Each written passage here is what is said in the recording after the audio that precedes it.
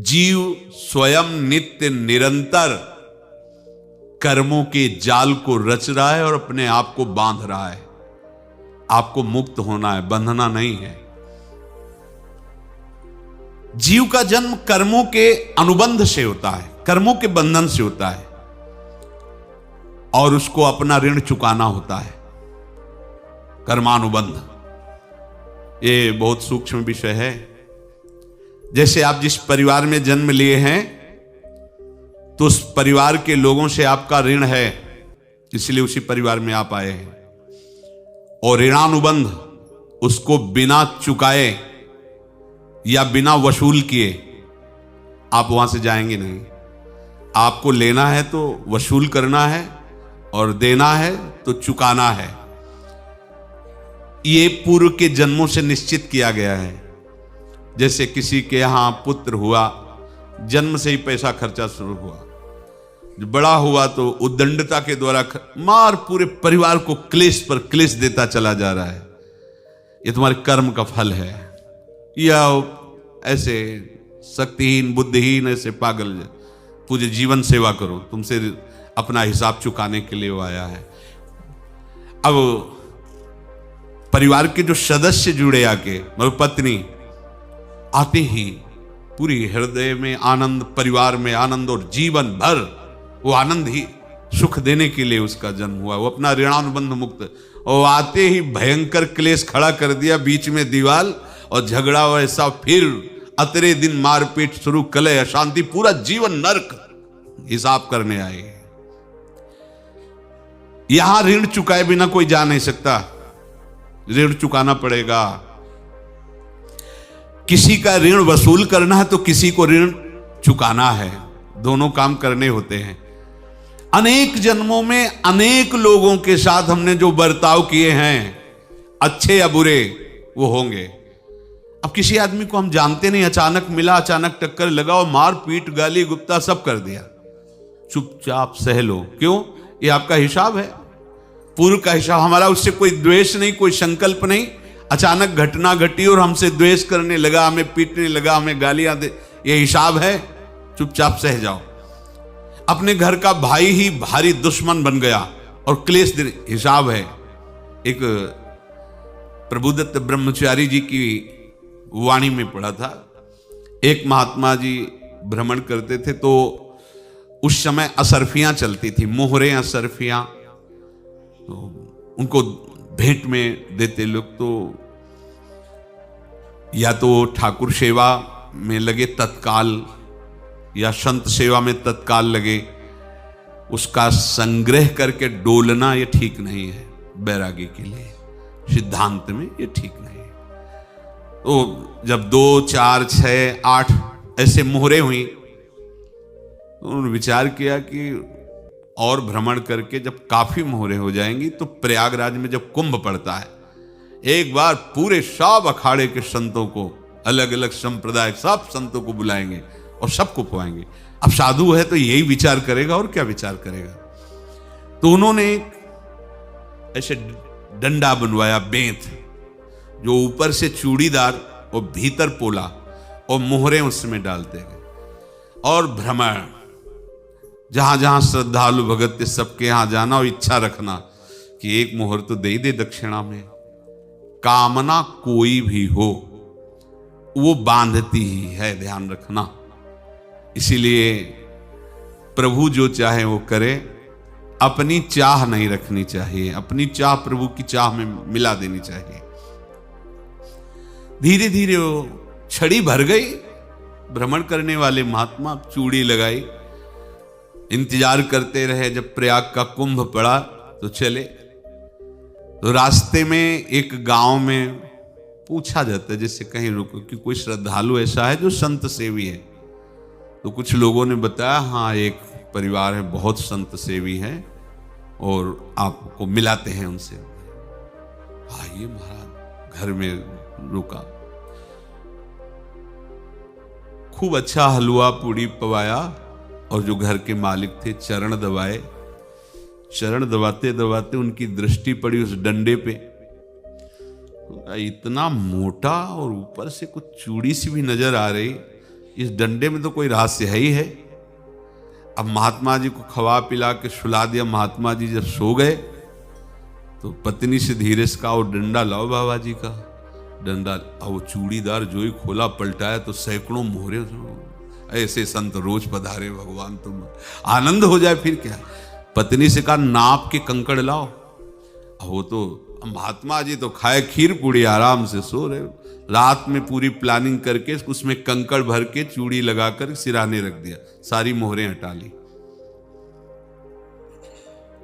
महात्मा जी आराम से छड़ी उठाए तो वजन पक्का। वैसे बड़े लोग चतुर होते हैं, पर ये नहीं जानते कि कर्म कितना भयानक होता है। और उनकी कोई संतान नहीं थी, पर धन में इतना प्रेम उनको था। बहुत सावधान रहे। साधु महात्माओं के पास जो अर्थ है, गृहस्थी अगर आता वहीं से है, पर अगर उसको जोर जबरदस्ती या किसी छल कपट से, तो वो उसका विनाश ही करता है। आज तक का प्रमाण है। अब उनको ये भाव पता नहीं होगा, या पता होगा तो लोभ के कारण वो उसको मान नहीं पाए होंगे।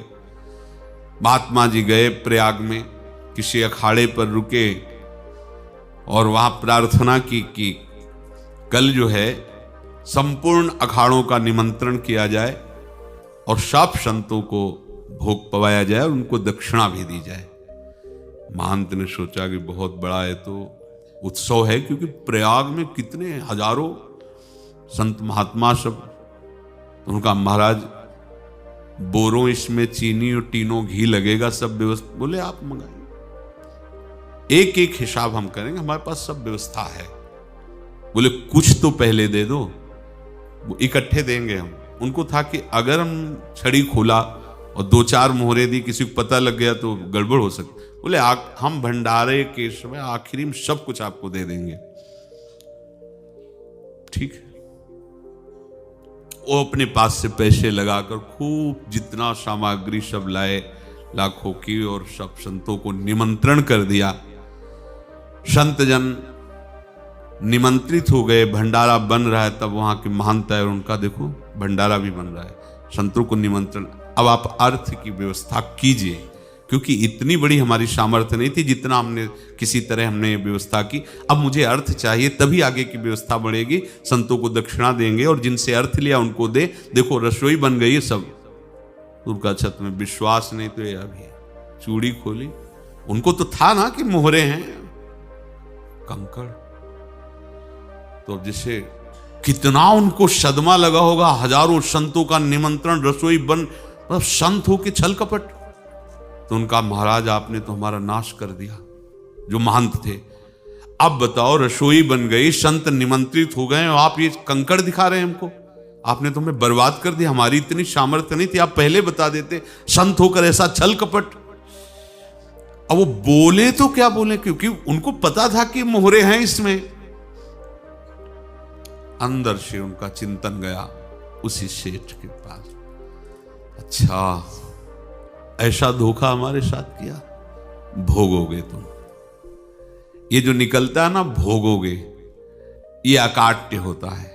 क्योंकि किसी का भी हृदय, मान लो किसी भी जीव जंतु को आप कष्ट दें और उसका हृदय आह भर जाए, तो वो आह वज्र की लेख है, तुम्हें भोगना पड़ेगा। वो देखो भीष्म जी को भोगना पड़ रहा है ना। सांप को ऐसे धनुष की नोक से उठाया और बंबूल के कांटों के ऊपर फेंक दिया, कई दिन तक छेदा हुआ, वो आह भर करके मरा। तो आपको 6 महीने बाणों की सैया पर आह किसी की ना लेना जिंदगी में। कोई ऐसा कोई आह भर करके कह दिया तुम समर्थ हो, हम तो कुछ कर नहीं सकते, और अंदर से दुखी, फिर तुम्हारी सामर्थ्य काम नहीं करेगी, मिट्टी में मिला देगी। फिर ये तो संत थे और भगवत आराधना के लिए, संत आराधना के लिए ही ऐसा किए हुए थे। अब इनका कैसे मुंह दिखाएं, अब क्या करें। सुबह संत जन आएंगे, सबके बीच में हमारी कि देखो इन्होंने, अब क्या करें। गए और संगम में जाके छलांग लगाई, अपने प्राण त्याग दिए। अब उनके तो पास मोहरे थी और व्यापार बढ़ा, और 9-10 महीने बाद ही लड़का हुआ। अब तो उनको कि संत फलीभूत हो गया। देखो व्यापार चल रहा, लड़का नहीं होता था, लड़का भी हो गया। बड़ा आनंद छा रहा है। जब से वो प्रकट हुए और धन की वृद्धि शुरू हो गई, पढ़ाई लिखाई में उनके खर्चा हुआ सब, बस बीमारी शुरू हो गई उनके शरीर में। अब उसमें पैसा जाना शुरू हुआ। इतने आसक्त तो वो दोनों हो गए कि कुछ भी हो, व्यापार ठप, संपत्ति बेचना शुरू। तो उन्होंने कहा कि बेटा मैं क्या कर सकता हूं तुम्हारे लिए? बोले हमारी अंतिम इच्छा है प्रयाग चलो, और जितने प्रयाग में संत महात्मा सबको एक बार भंडारा करवाओ, हमारी इच्छा अंतिम है। क्योंकि अंतिम यही इच्छा थी। तो बोले अब ज्यादा संपत्ति तो नहीं रह गई, तो बोले घर बेच दो, मेरे लिए ही तो है, बेच दो। मुझे लगता मैं बचूंगा नहीं, पर मेरी अंतिम इच्छा पूर्ण कर दो। घर बेच दिया, जेवर बेच दी। वहां गए, जब संत सेवा की तो बोले मुझे संगम तक ले चलो। संगम तक ले गए और बोले समझे तुम चुराए थे और हमने उसको छीना है, कुछ नहीं रह गया तेरे पास कुछ, अब केवल ममता और आसक्ति में जलकर मर और नरक प्राप्त कर। मैं वही महात्मा हूं जिसकी तूने मोहरे ली थी, शरीर छोड़ दिया। महात्मा को जन्म लेना पड़ा और इनको दुर्गति भोगनी पड़ी। ऋणानुबंध होश में, ऐसा नहीं कि आप जो कर रहे हैं कोई देख नहीं रहा, कोई हिसाब किताब नहीं, जो कर रहे हैं अवश्य में भोक्तव्यम, बहुत सावधान। अनेक जन्मों में अनेक लोगों से जो कुछ लिया दिया है, इस लेने देने को मिटा देने के बाद ही तुम मुक्त हो गए। इसीलिए एक उपाय है, लेना न देना मगन रहना। क्या? मालिक को समर्पित हो जाओ, मालिक को अपना माना हुआ समर्पित कर दो, खत्म। अहम त्वाम स्वरूपापेभ्यो मोक्षयिष्यामि, सब खत्म। आगे पीछे लेना देना सब खत्म। एकादश स्कंद में भगवान श्री कृष्णचंद्र जी ने कहा जो मेरे चरणों का आश्रय लेकर भक्त मेरा भक्ति करता है, उसके पितृ ऋण, मातृ ऋण, देव ऋण, ऋषि ऋण, सब ऋणों से मैं मुक्त कर देता हूं। बस यही एक उपाय है जो इसके बंद करने का उपाय भक्तों के लिए है, वो यही है, भगवान की शरण में होकर अपना माना हुआ पूरा भगवान के अर्पित कर दो। अर्पित करने का तात्पर्य उसमें अहम हटा दो। तो दियम वस्तु गोविंदम तुभ्यमेव समर्पये। जिनसे तुमने सेवा करवाई है उनकी सेवा करनी पड़ेगी, जिनसे तुमने जो कुछ लिया है उनको देना पड़ेगा। ये लेने देने का व्यापार जब तक समाप्त नहीं होगा तब तक तुम्हारा जन्म मरण चलता रहेगा। अब आपको यहां समझना है, यदि आपसे किसी ने पैसे लिए बेईमानी करके नहीं दे रहा है तो आप उसको गाली मत दीजिए, आपने बेईमानी की थी इसलिए आपकी बेईमानी हुई है, ले गया, कोई बात नहीं है, बंधन से मुक्त हुए, जो बोझा था चला गया। उसको ऐसा ना देखे कि ये बेईमान हमारे रुपए मार लिए, अब जो कुछ होगा देखेंगे। अगर आप आगे नया कुछ करते हैं तो फिर आगे का हिसाब आपको भोगना पड़ेगा, ध्यान रखना। ऐसा नहीं है कि आपको भोगना नहीं पड़ेगा। एक ही उपाय है कि अब जो शरीर धारण किए इसी में जो भोग ले, आगे ना होना चाहिए। तो क्या करे? सर्वतो भावेन भगवान की शरण ले ले। ये तो सर्वाणि कर्माणि मयि सन्न्यस्य मत्पराहा अनन्येनैव योगेन माम ध्यायन्तु उपासते तेषामहं समुद्धर्ता मृत्यु संसार से। ये बड़ा कठिन है पार होना, कोई छोटी मोटी बात है। एक महात्मा बाल्यावस्था से भजन करते थे, शालिग्राम भगवान पास रखते थे और उन्हीं की आराधना करके बस पाठ, नाम, जप और भ्रमण करते थे। यौवन अवस्था थी, गंगा जी के किनारे अपने ठाकुर को विराजमान करके स्नान करने के लिए कपड़ा ही उतार रहे थे कि 90 लोग आ गए, भाला तलवार सब लेकर, मारो मारो इसको मारो, घेर लिया। तो उन्होंने हाथ जोड़कर कहा हमने क्या अपराध किया, कोई सुन ही नहीं रहा। तो उन्होंने कहा मार तो डालोगे ही आप 90 लोग, हम कोई अस्त्र शस्त्र तो लिए नहीं, एक बार हमें गंगा में डुबकी लगा देने दो और अपने ठाकुर को स्नान करा देने दो, फिर इसके बाद आप मार देना। भगवत इच्छा से वो लोग रुक गए, स्नान किया और अंदर से प्रार्थना की, प्रभु ये क्या लीला है आपकी, आपके सिवा मेरा कोई है नहीं और ये मुझे मारना चाहते हैं। तो भगवान ने जानते हो क्या कहा उनके अंतर में, तुम मेरे में ध्यानस्थ हो करके शरीर को छोड़ो, ये लोग मारेंगे। ये मेरे भजन का फल है कि तुम्हें 90 जन्म नहीं लेना पड़ेगा। एक ही जन्म में 90 मिलके, तुमने 90 हिंसा की थी पूर्व में, तो तुम्हें 90 बार जन्म लेना होता और एक एक करके मारते। ये मेरे भजन का प्रताप है कि एक बार में ही 90 का हिसाब हो जाएगा। तुम आंख मूंदो, मेरे ध्यान में मगन रहो, मेरे प्रताप से तुम्हें कोई चोट नहीं होगी और स्वाभाविक मूर्छावस्था में प्राण तुम्हारे छूट जाए। ऐसा ही हुआ, ऐसा हुआ। तो ये बात समझ लो कि ये जो कर्मानुबंध है, ऋणानुबंध है। आप देखो, अगर शाप महात्माओं ने दिया कि तुम्हारे वंश का इससे विनाश होगा, तो भगवान भी परम धाम जा रहे तो उसी कील से, बाण की नोक में जो मछली लील गई थी, छोटा कण, उसी से की नोक बनाई और उसी नोक को प्रहार किया। भगवान के श्री चरण में वही बाण की नोक लगी और भगवान स्वीकार किया ना। भगवान का बड़ा लीला विचित्र है। अगर छुप करके उधर रामावतार में बात, तो इधर ऐसे स्वीकार किया है भगवान ने। ऐसा कहीं नहीं दिखाया कि मैं भगवान हूं तो मैं अपने लिए, ऐसा नहीं दिखाया। नारद जी का हित किया पर नारद जी ने शाप दिया तो भगवान ने स्वीकार किया। बंदरों ने ही सहायता की, जैसा बोले थे वैसा। ये लीला इस शरीर में भोगनी पड़ेगी। हाँ, ज्यादा को कम में भुगता देंगे, पर अब अगला शरीर ना मिले, इसके लिए सर्वतो भावेन भगवान के आश्रित हो जाए। जैसे आपने दुकान